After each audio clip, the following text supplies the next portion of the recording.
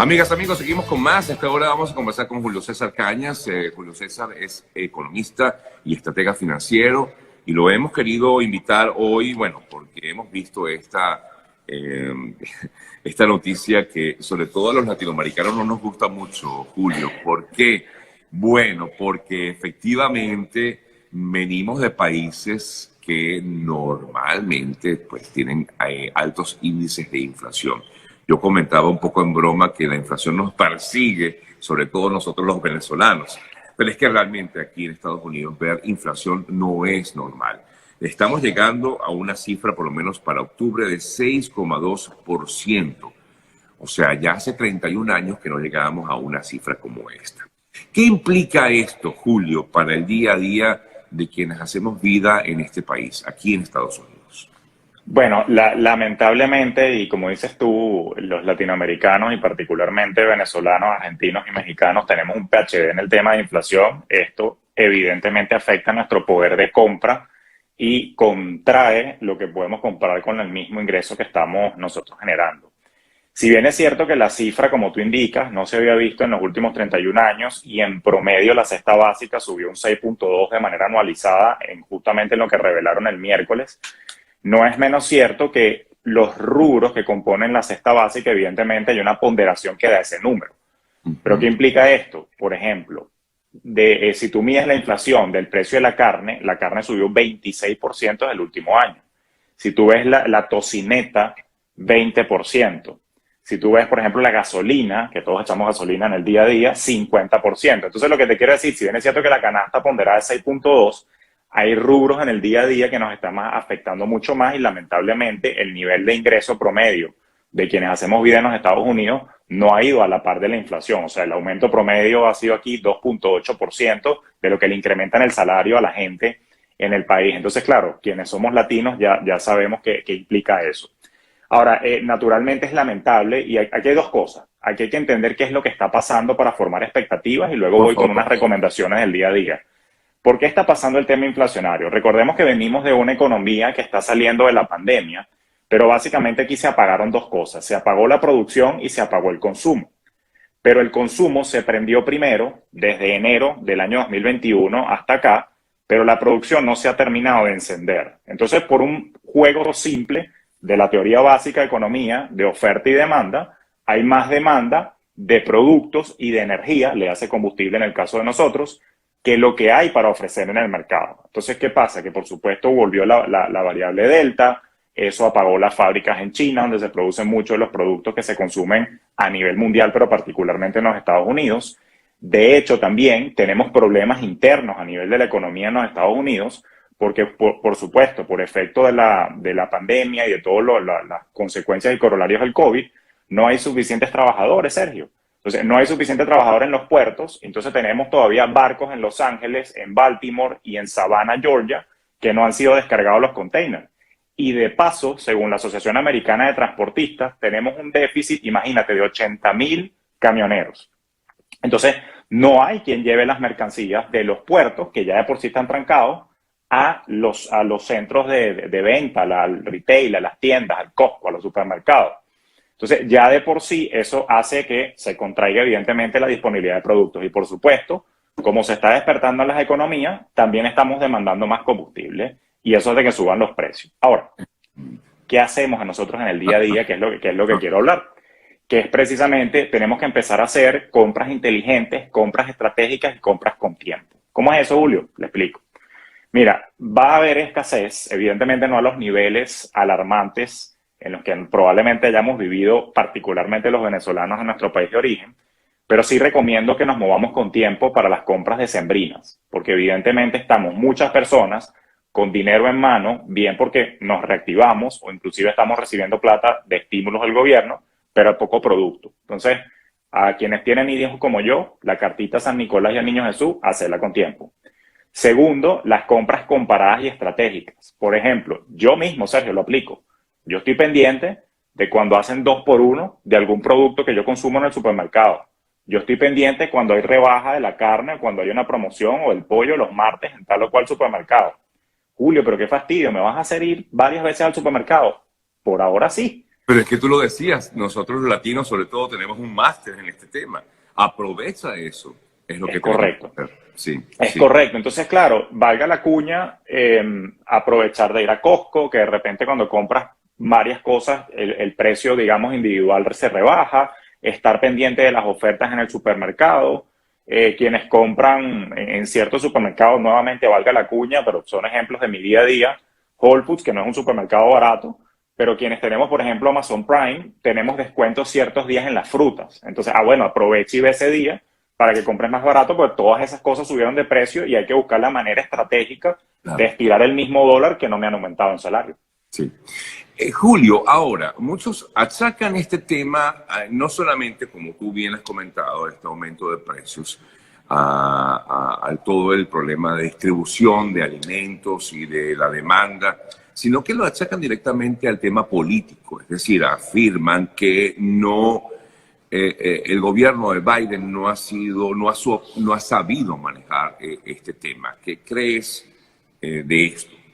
Mira, esa posición es simpática, por decirlo de la manera Sí, más sí, elegante. sí, Ok, y a ver, yo no tengo ninguna posición ni defiendo a nadie, pero a mí me gusta ser bastante objetivo e imparcial cuando hago los análisis económicos. Y es muy fácil para los republicanos en este momento de guindarse de esa excusa para decir que los demócratas no funcionan. No tengo ninguna inclinación por ninguno de los partidos, pero lo que te quiero decir es que lamentablemente es un momento coyuntural que agarró a Biden y son factores que él no controla.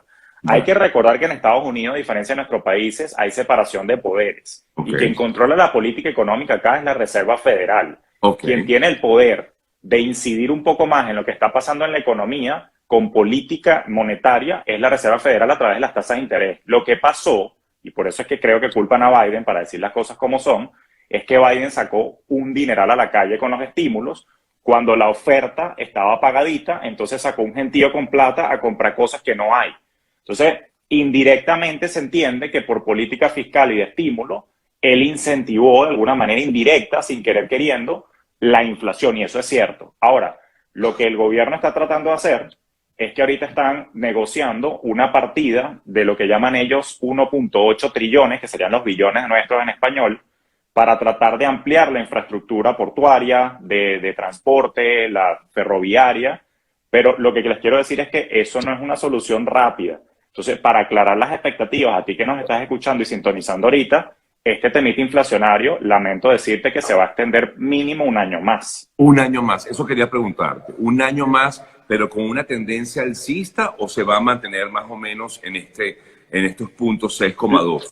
Lamento reconocer que puede ser con una ligera tendencia alcista, no la veo, aquí esto Tan ya es un fuerte. tema de Nostradamus, no la veo llegar al doble dígito, porque sería bochornoso para una economía como la Wow. americana, pero sí necesariamente tú no puedes resolver el tema de los puertos de la noche a la mañana. Lo dije hace un rato, ¿dónde consigues tú 80.000 camioneros en 2 meses? Eso no existe. Entonces, vamos a vivir con esto. Hay un tema ya Ajá, que tocas el tema de los camioneros, Julio. dígame. Hay mucha oferta de empleo hoy día. Y la gente no va a trabajar. ¿Qué está pasando?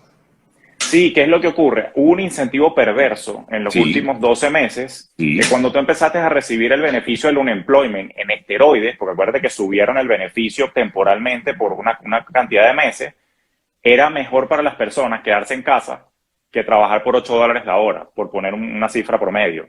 Entonces, por supuesto, eso contrajo la oferta de personas que querían trabajar y ahora entonces subió el precio de la costa por hora promedio, lo que se traslada de una vez al consumidor final como tú o como yo. Y tú lo ves en los anuncios, tú vas para la calle y ves McDonald's que dice ahora contratando, Burger King ahora contratando, en todas las todos lados. tiendas, porque la gente no quería trabajar. Entonces, Sí. claro, no se han reocupado todas las plazas que se liberaron con la caída de la economía durante la pandemia y eso eleva también los costos de producción. Ahí está el detalle. No, y efectivamente, bueno, sí, en el momento la gente estaba desesperada y preguntaba sobre, quería acomodar el lugar esa ayuda del gobierno. Ahora lo ven como perverso, Sí, o lo ven como perversa esa ayuda del gobierno que se dio así es. durante un buen tiempo, ¿no? Sí, sí, fue en pan para hoy y hambre para mañana en un sentido.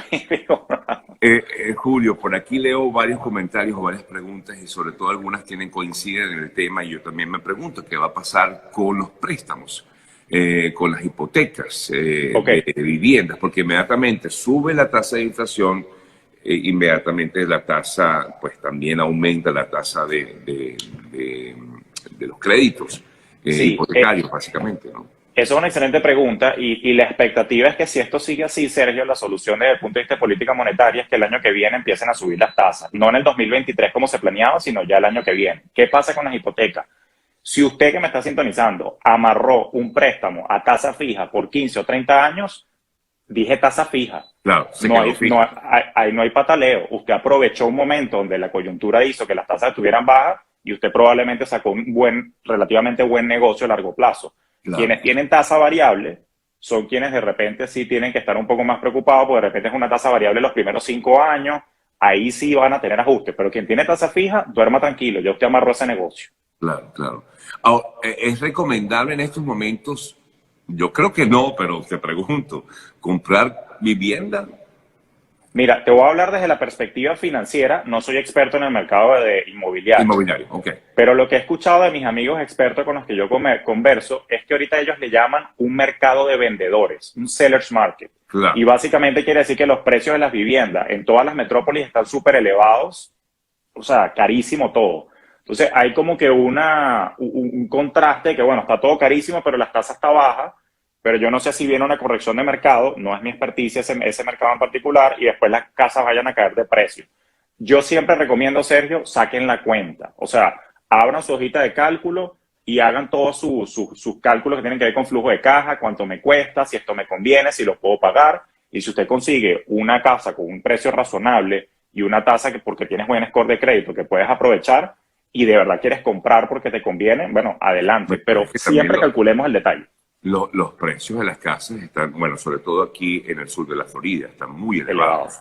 Sí, Muy, muy elevado, muy elevado. No, y la renta por sí ha subido muchísimo también. Entonces, sí. el costo de vida en general, a nivel de todas las ciudades, se disparó. Bueno, de hecho, las rentas han también aumentado.